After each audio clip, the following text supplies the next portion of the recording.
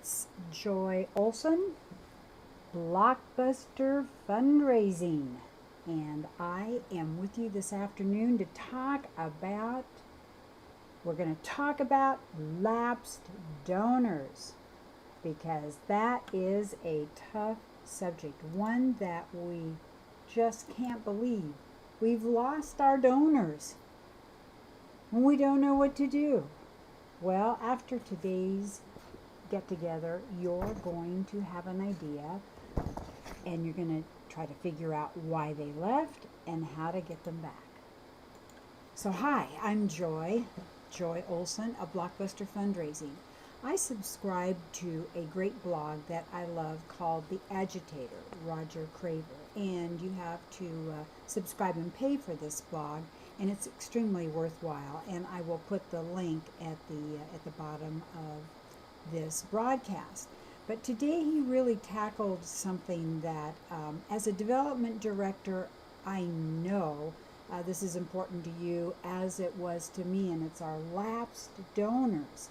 And why do they go, and how do we get them back? And that's so and today you're going to get some good answers.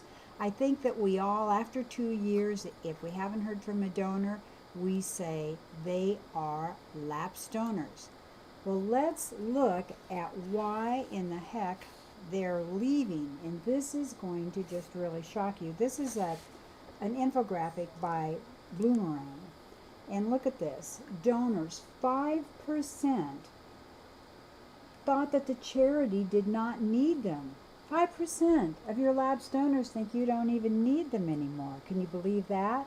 And 8% they just never got any information on how their monies were being used by you, and they lost interest. Well, this is going to get you. 9% have no memory of ever even supporting you to begin with. Oh, this is discouraging, isn't it? And 13%, and this is bad, never got thanked for donating.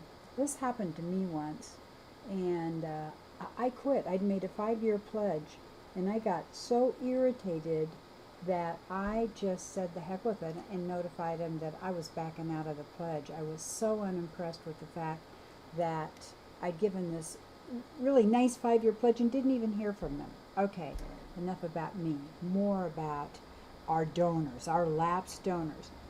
16% of lapsed donors are due to death, and 18% though, poor service or communication. That's us. We've got to do better with that for sure. And 36%, and hey, this is competition.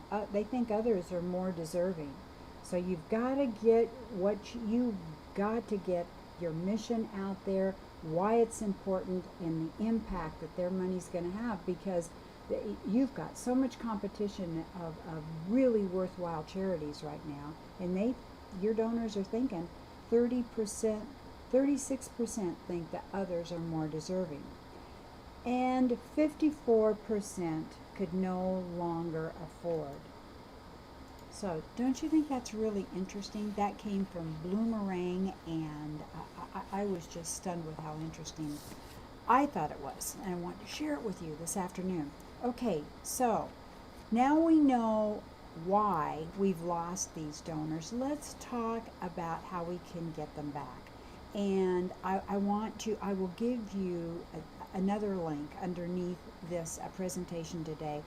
But Mary Bogucki, who is vice president of Emergent, has this wonderful blog article on who, what, and the how of winning back lapsed donors. I read through it. I thought it was fantastic, and so I want to share some of it with you. And here's a few of the words that you'll see for yourself when you read this article. But she really gets into how do you go about getting them back, and who to look for, and to how do you identify the best candidates that give you a good chance of recapturing. And I think we're always all looking for an outline of, uh, of best practices, of who should I go after, how should I do it. And you'll want to read this entire thing because it's really good. And here is another image that you see there. She says that which donors to really look for and go after. And I think I mentioned that earlier, but she gets right down to the nitty gritty, and you will have some best practices to go through, and I think it's going to really, really help you. One thing that I wanted to mention too about Mary's article is she gives you some basic questions to ask when you're planning your recapture strategy. And she says and asks this question: are you encouraging lapses in your current system of mailings to donors in monthly programs? And monthly donors are so important. If they're lapsed, that's really awful. She says, are your mailings on time? Does any member receive a monthly mailing even if they've missed the previous month?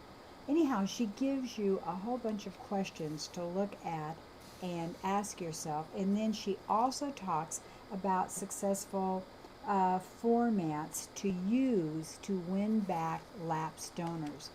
Well, I think that you're going to love this blog by Mary, and I know as a development director that your lapsed donors, if you can figure out who to go after and how to do it and test some mailings, that it is really a hidden gold mine.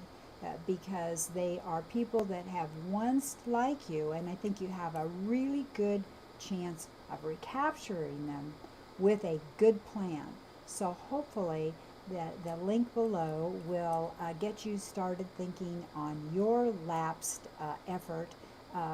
Possibly many of you are going to be doing a lapsed mailing soon as a part of your last quarter of fundraising for 2016.